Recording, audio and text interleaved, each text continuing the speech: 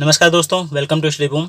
आज हम लोग हरित क्रांति के बारे में देखने वाले हैं और ये मोस्ट इंपॉर्टेंट टॉपिक है किसी भी एग्जाम के लिए, क्योंकि इससे क्वेश्चन देखने को मिल ही जाते हैं। तो चलिए शुरू करते हैं। विश्व में हरित क्रांति कब शुरू हुई? 1940 से 1960 के बीच में शुरू हुई। और विश्व में किसने शुरू की? तो अमेरिकी वैज्ञानिक थे नॉर्मन बोरलॉग। इन्होंने विश्व में हरित क्रांति की शुरुआत करी, इसीलिए इनको हरित क्रांति का जनक भी बोला जाता है। इनका शोध स्थल भी पूछा जाता है, तो ये कहाँ स्थित था? मैक्सिको में स्थित था। और इसी उपलब्धि के लिए इनको नोबेल का शांति पुरस्कार भी मिला हुआ था। हरित क्रांति शब्द की बात कर लें तो इसका प्रतिपादन किसने किया था? William God. ये प्रश्न आता है और इसमें लोग बहुत कंफ्यूज होते हैं कि हरित क्रांति शब्द लोग टिक करके चले आते हैं नॉर्मन बोरलॉग ने करा था, लेकिन क्या है, हरित क्रांति शब्द का प्रतिपादन किसने किया था? विलियम गॉड ने किया था। भारत में हरित क्रांति की बात करें तो 1966-67 के मध्य में इसकी शुरुआत की गई। और भारत में किसके द्वारा शुरू की गई? एम एस स्वामीनाथन द्वारा। तो भारत में हरित क्रांति के जनक के रूप में कौन जाने जाएंगे? M S Swaminathan. हरित क्रांति का जन्म स्थल क्या माना जाता है? पंतनगर। और पंतनगर ये कहाँ पड़ता है? जब ये शुरुआत हुई थी तब तो उत्तर प्रदेश में पड़ता था, लेकिन बाद में विभाजन हो गया चूंकि उत्तराखंड और उत्तर प्रदेश का, तो अब ये उत्तराखंड क्षेत्र में है। हरित क्रांति के रूप में आरंभिक जो राज्य चुना गया था वो पंजाब चुना गया था। इसके बाद और भी राज्यों में इसका प्रभाव देखने को मिला। तो सबसे ज़्यादा प्रभाव कहाँ कहाँ मिला? तो पंजाब हो गया, हरियाणा हो गया, पश्चिमी उत्तर प्रदेश हो गया और राजस्थान का गंगानगर जिला हो गया। यहाँ पर हरित क्रांति का सर्वाधिक प्रभाव देखने को मिला था। इसके फलस्वरूप क्या हुआ था? गेहूँ में लगभग 500% की वृद्धि हुई थी और चावल में लगभग 200% की वृद्धि देखी गई। अब कुछ अन्य भी बातें कर लेते हैं हरित क्रांति के समय।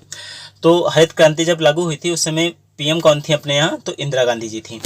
उस समय पर खाद्य और कृषि मंत्री कौन थे? तो चिदम्बरम सुब्रमण्यम जी थे। योजना मंत्री कौन थे? अशोक मेहता जी थे। और कृषि सचिव कौन थे? शिवरमन जी थे। ये शिवरमन वही शिवरमन हैं जिनकी सिफारिश पर नाबार्ड की स्थापना की गई थी। द्वितीय हरित क्रांति के बारे में थोड़ा सा देखते हैं। तो पहली हरित क्रांति से क्या हुआ था? उत्पादकता में तो वृद्धि हुई, लेकिन उर्वरक का अत्यधिक प्रयोग किया गया, भूमिगत जल का बहुत ज़्यादा दोहन किया गया। तो इससे क्या हुआ? उत्पादकता पर, कुल उत्पादकता पर प्रतिकूल प्रभाव पड़ा। इसीलिए द्वितीय हरित क्रांति की चर्चा की गई थी। और किसके द्वारा की गई थी? अटल बिहारी वाजपेयी द्वारा 1998 में। परंतु 2004 में क्या होता है? सत्ता परिवर्तित हो जाती है, इसलिए यह योजना क्या है? ठंडे बस्ते में चली जाती है और इस पर कोई भी ध्यान नहीं देता है। श्वेत क्रांति की बात करते हैं तो इसकी शुरुआत कब हुई थी? 15 जनवरी 1970 में हुई थी। और उस समय हमारे पीएम कौन थे? लाल बहादुर शास्त्री जी थे। तो आधिकारिक रूप से इसको किसने शुरू किया था? तो नेशनल डेयरी डेवलपमेंट द्वारा इसको प्रारंभ किया गया था। इसके जनक कौन माने जाते हैं? डॉक्टर वर्गीस कुरियन माने जाते हैं और ये अमूल के संस्थापक भी हैं। अमूल की फुल फॉर्म क्या है? आप लोग कमेंट करके हमको बताइए। इनका जन्म 26 नवंबर 1921 को कोझिकोड में हुआ था, जो कि केरल में पड़ता है। इसीलिए 26 नवंबर को राष्ट्रीय दुग्ध दिवस भी मनाया जाता है। और अंतर्राष्ट्रीय दुग्ध दिवस कब होता है? 1 जून को होता है। ऑपरेशन फ्लड या श्वेत क्रांति जो है वो 3 चरणों में पूरी की गई। पहला चरण जो है वो 1970 से 1980 तक रहा। दूसरा चरण जो है वो 1981 से 85 तक रहा और तीसरा चरण 1986 से 96 तक रहा। अगर उत्तर प्रदेश में बात की जाए तो ऑपरेशन फ्लड की जो शुरुआत हुई थी वो 1973 में हुई थी। और यहाँ पर इसके 3 जिले शामिल किए गए थे। वो जिले कौन से हैं? वाराणसी, मेरठ और बलिया। कुछ अन्य बातें कर लेते हैं। दुग्ध उत्पादन में प्रथम कौन है? भारत। और भारत के बाद किसका नंबर है? आप हमको कमेंट करके बताइए। तो विश्व का कुल जो दूध उत्पादन होता है उसमें लगभग 18.5% जो है वो भारत उत्पादित करता है। वर्तमान समय की बात करें तो प्रति व्यक्ति दूध की उपलब्धता कितनी है? 322 ग्राम है।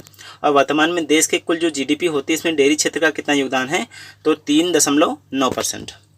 कुछ अन्य क्रांतियों को भी देखते हैं और ये भी बहुत इंपॉर्टेंट हैं क्योंकि डायरेक्टली क्वेश्चंस आते हैं कि कौन सी क्रांति किससे संबंधित है, तो इनको भी थोड़ा देखते हैं। नीली क्रांति मछली उत्पादन से संबंधित है। गुलाबी क्रांति झींगा मछली और प्याज के उत्पादन से संबंधित है। काली क्रांति पेट्रोलियम के उत्पादन से संबंधित है। धूसर या भूरी क्रांति उर्वरक के उत्पादन से संबंधित है। रजत क्रांति अंडे और मुर्गी से संबंधित है।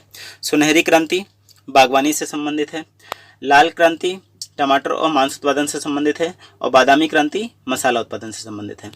तो इस प्रकार आज हम लोगों ने कुछ इंपॉर्टेंट क्रांतियों के बारे में देखा, जिसमें से सबसे इंपॉर्टेंट जो है हरित क्रांति और श्वेत क्रांति वो हम लोगों ने डिटेल में पढ़ ली है।